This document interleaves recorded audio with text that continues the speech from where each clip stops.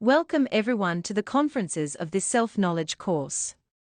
Today we will see conference number 47 of this cycle of 50 lectures that are the Phase A, or first part, of this course. All the lectures we have seen so far are recorded here in the video section. At the end of the 50 conferences of this cycle, we will begin with the conferences of Phase B, which deal with deeper topics in relation to our inner work, and the initiatory path towards the self-realization of the being, or the awakening of 100% of our consciousness. Today we have a very interesting topic. In this topic we are going to talk about witchcraft. We are going to understand its details, how it arises, where witches receive their powers from. But, above all, and most importantly, understand that we all have the witch self in our psychology, and that it is necessary to eliminate it, in order to purify ourselves internally, and free ourselves from the forces of the Black Lodge. Today we will also talk about the differences between a white magician and a black magician. We generally define witchcraft as power. We recognize a witch as someone who has power over things, power to manifest things, move forces, the power to see beyond the physical. But the important thing is to know where that power comes from, since all power comes from a single source, from sex. The power of each human being is in the creative energy of the Holy Spirit, which is the sexual energy. The use we give to that energy forms us as black magicians, or white magicians. We must understand that, in the sexual crossing between man and woman, which is what the cross really symbolizes, is where the creative power of the human being is activated. Sexual union is a ritual of high magic, which is why it is known as sexual magic or tantrism. There exist three types of sexual magic or tantrism: white, grey and black. White tantrism is the sexual union of the phallus and the yoni without seminal ejaculation. This is the sexual practice that we have taught in this course, through which our valuable creative sexual energy is not expelled from our body, but, in sexual union with a stable partner of the opposite sex, we activate it and make it ascend through our spine. This is how we develop the Kundalini in us, which is the serpent of our magical powers, which in its ascent will grant us the powers and faculties of a white magician. The second type of tantrism is grey tantrism. This is sexual practice without a transcendental purpose. This is the sexuality practiced by the vast majority of humanity, who are unaware of the power of their sexual energy, and who, motivated by their own lust, practice sex only seeking animal pleasure. But it happens that, as this sexual energy is creative, each time this energy is spilled out through orgasm and ejaculation, it will create and develop more and more negative aspects of our psychology, also known as I's, selves or egos. Also, by continue doing this, the seminal envelope of the person will become blacker with each fornication. Therefore, the grey tantric will become, over time and successive existences, a black magician, awakening in evil. And the third type of tantrism is black tantrism. This is the practice of infrasex with magical rituals and seminal ejaculation. Through this practice, which all black magicians who seek to awaken in evil do, begin to develop and awaken the Kundabuffer organ, which is that tail with which we see that all demons are represented. This tail can be seen in the astral plane. The Kundabuffer is the descending fire towards the atomic hells of the humanoid. This gives black magicians powers and abilities. With this we can see the intimate relationship between sexual magic and witchcraft. Depending on the type of tantrism we practice, we will end up awakening as white magicians or as black magicians. So, we must understand that everyone who walks this path will transform into an angel or a demon, since they already know the power of the creative sexual energy of the Holy Spirit, and they already know that it contains the long life elixir. Let's look at some of the characteristics that differentiate white magicians and black magicians, so that we can, not only recognize them on the outside, but observe the details of the black magician, or I of Witchcraft, within ourselves, to eliminate them through psychological death. Only by eliminating all the darkness within us, can the white magician be born and develop in our interior, who is our intimate Christ.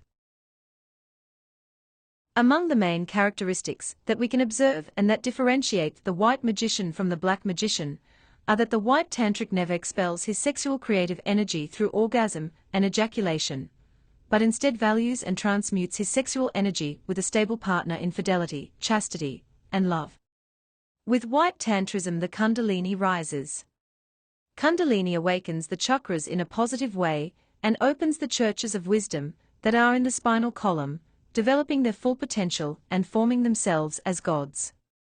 White magicians awaken powers and faculties at the service of consciousness and humanity. While the black tantric, by pouring out the sexual creative energy, millions of solar atoms leave the seminal system, and in exchange, millions of lunar atoms are reabsorbed, making the seminal envelope become darker. So, they spill out and reabsorb sexual energy.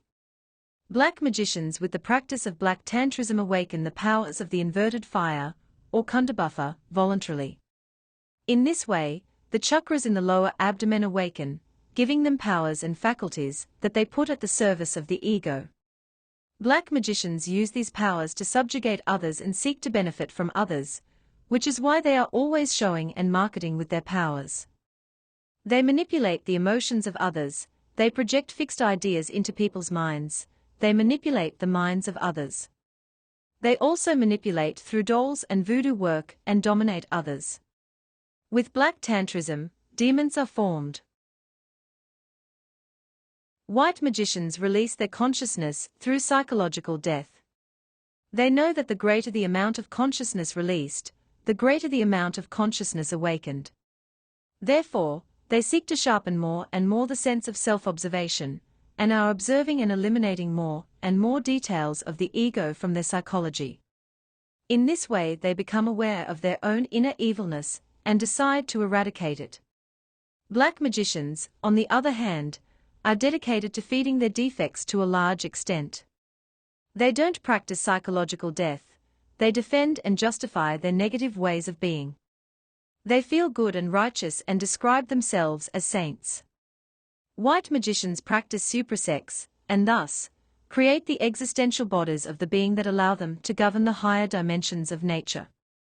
The creation of these bodies gives them progress in the different initiations of the White Lodge.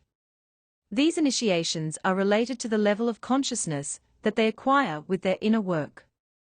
Black magicians, through black tantrism, are gaining degrees in the Black Lodge. Black magicians rank within the 13 degrees of Anagarikas. And they achieve mastery, but only of the lower dimensions of nature. White magicians practice the 3 factors for the revolution of consciousness, because they understand that they are the only 3 objective works that will allow them to achieve total liberation, and the awakening of 100% of their consciousness. Likewise, they try to teach these 3 factors to the other brothers of humanity, so that they can also achieve liberation and awakening. Black magicians, on the other hand, make great efforts to plunge humanities into the abyss.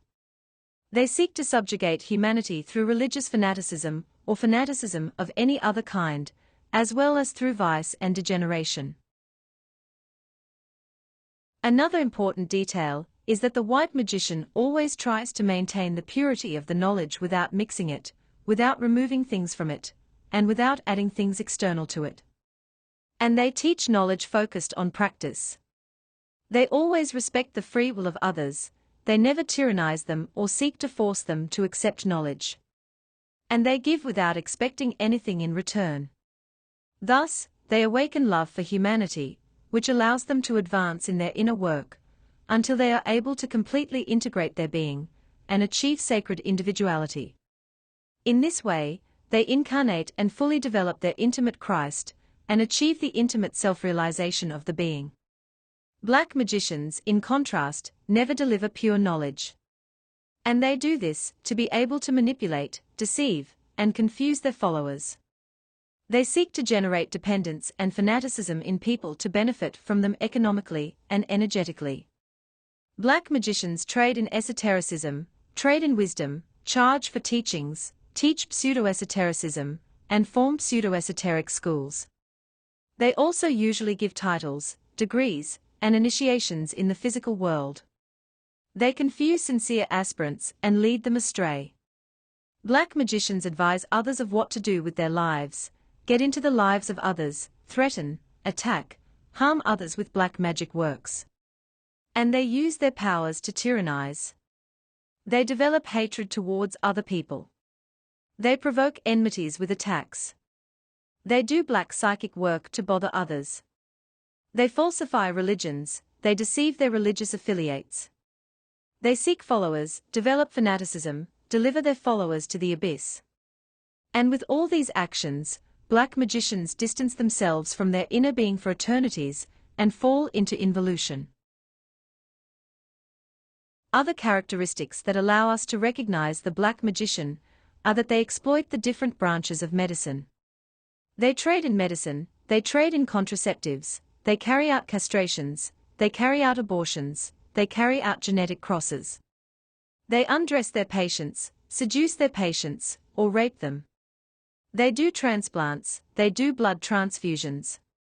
They manage blood and semen banks.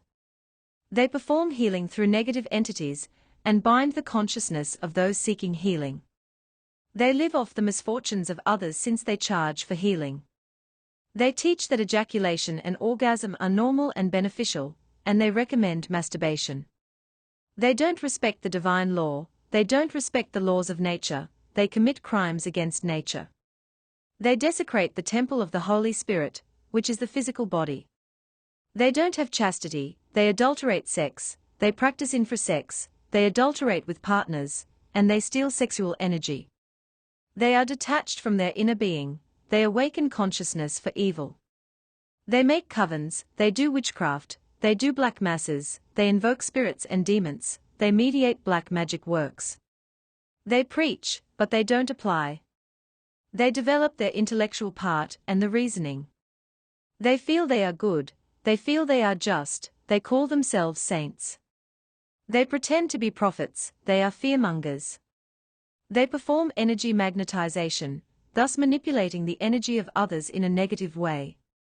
They practice hypnotism, preach contacts with extraterrestrials, etc. They compete and fight for fame, power, and prestige, they pursue pleasure. It is important that we reflect on all this, to see where we may be going wrong, since when we are advancing on the inner path, it is normal to go wrong due to lack of psychological death work. For these reasons, we must observe ourselves so that we discover the witch self within us, to eliminate it. It is urgent that we study the black magician, so that we can discover in our behavior all of their behaviors, and eliminate them from our psychology. Otherwise, sooner or later, we will fall into black magic. There are different details that we could observe in our psychology, and that could alert us that we have the eye of witchcraft inside us, and that we have the tendency to develop it. For example, we can observe details of the witch self in that having already received knowledge about the value of sexual energy, and about the practices, to begin to make wise use of our sexual energy, we continue fornicating this energy by reaching orgasm and ejaculation voluntarily. So, we must make the greatest effort to achieve chastity. We can observe this witch self if we are very interested in developing powers and faculties easily and without working on ourselves. We must keep in mind that we can find many methods to awaken the powers and faculties that are latent in us. But if we don't work on the elimination of the ego, it will be our ego that uses these faculties for its benefit due to the lack of consciousness in us. We can also observe as a detail of witchcraft ourself that likes to advise others, that likes to get into the lives of others and tell them what they have to do with their lives.